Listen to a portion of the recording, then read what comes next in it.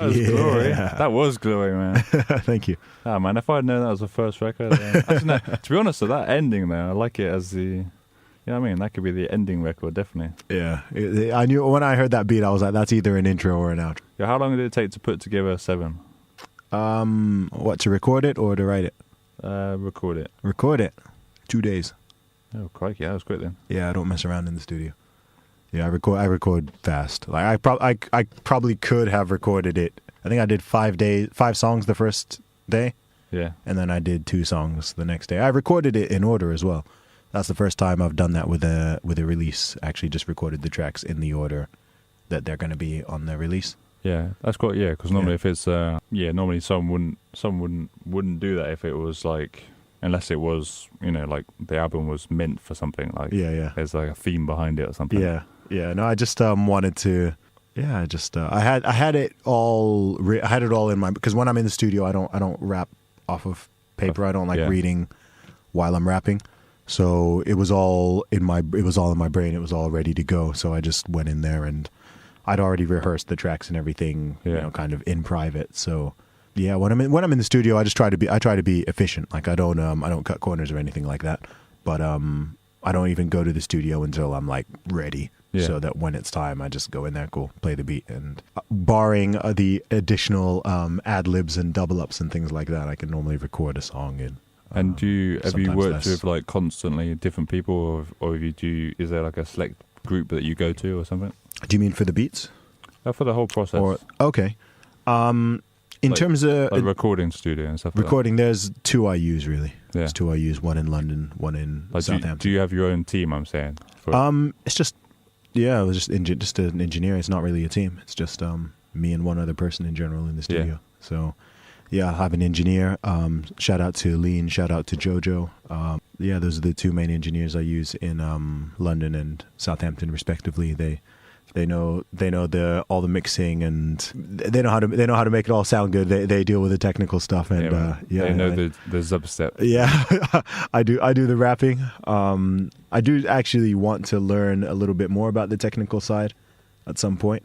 But for now, I don't think it's just not a priority right now because there's so many other things I can be doing. So the opportunity cost of it would be too high. Your career obviously needs to boom. I looked at that recently, and it was just mad. Like I got the as part of this show, I started dabbling a little bit just because I had to. Like in the recording of the studio, break it down. So I got the Logic Pro X. And, you know, and trying to fix and trying to take apart the show and cut it and all this kind of stuff. It's hard, man. It's a skill. Yeah. Oh, absolutely. Absolutely. There's a lot to learn. It's the same with like making beats. A lot of times people ask me, oh, are you going to make your own beats? And again, it's something that I'm interested in because I'm interested in all aspects of the music, both the music creation and the music business. Yeah.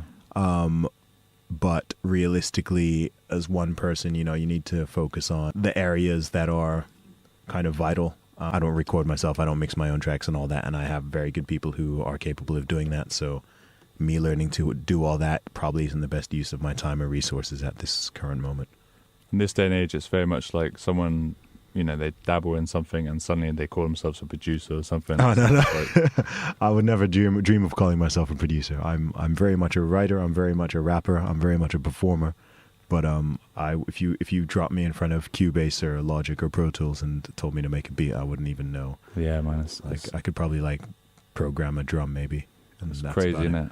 I was just looking at that, even looking at something simple like GarageBand on MacBook. Yeah, I've got a clue, man. It's just it's confusing. Looking at I mean, you can learn. Everything can be learned. Everything can be learned. So it's not something that I have learned yet, though. But there is stuff that I had no clue about not so long ago and have become proficient in over time, including rapping and lots of other things. So it takes time, doesn't it? Yeah, it takes time. It takes time. Yeah. So what's your next step musically? Like you've obviously released 7 this year. Next year. You've done those acapellas to warm up for something, but are you on stages soon and stuff like that? Yeah, so I'm performing in London tomorrow night at the Hoxton Square Bar and Kitchen. It's my friend Shouto's it's the launch of his 3rd album, so I'm going to be up there to support him, and I'll be performing at that. And then next up, got the pop-up shop, the Blue and Purple store, which is going to be open actually in Norwich this whole Christmas period. So that opens on the 24th of November.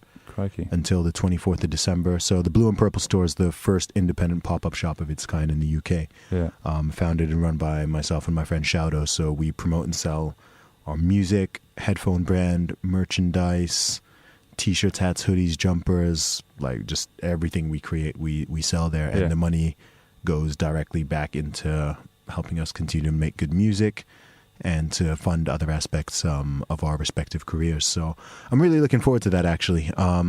We've done about 10 of them this year. This year we've been doing it pretty much once a month. We've been to Southampton 3 times, Reading twice, Peterborough twice, been to Norwich, Croydon, Derby. And yeah, this will be the very first one we did this year was in Norwich. Yeah. And so the last one we're doing this year is also in Norwich. And so yeah, Christmas period should be good. I'm looking forward to it. That's a brilliant way, isn't it, to like kind of shout out about who you are across the country. Oh yeah. Do that yeah, most definitely. I mean, it's a step up to what it was previously, because I mean, I don't know if people know that when I say I've sold over 20,000 albums, I've done that literally hand to hand out of a backpack. I've been to every city that you can name in the UK, lots of the towns as well, not just cities. Yeah. To go out there on the street, talk to people in city centers, play people my music, and just sell my CDs hand to hand like that.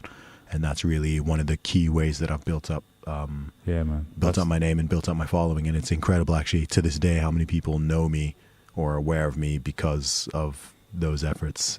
Whether that's here in Bournemouth or.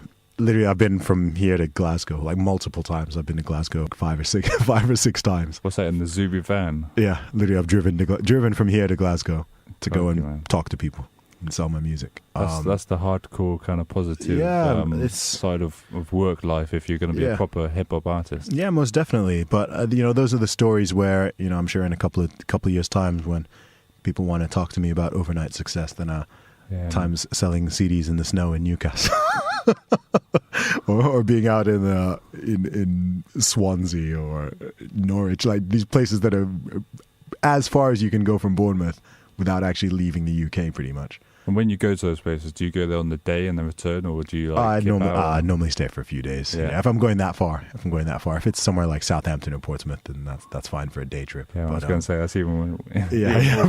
I'm not going to Glasgow for a day. Like that's a real bad use of time and money. Yeah, man. So I think we're going to hit up some Abbott break, and then how do you feel about hitting up a freestyle or something like that? I can drop some rhymes. Why not? I'm a rapper. Cool, man. Yeah. That's good, man. Because a lot of rappers would say like, "Yeah, I got a bad voice."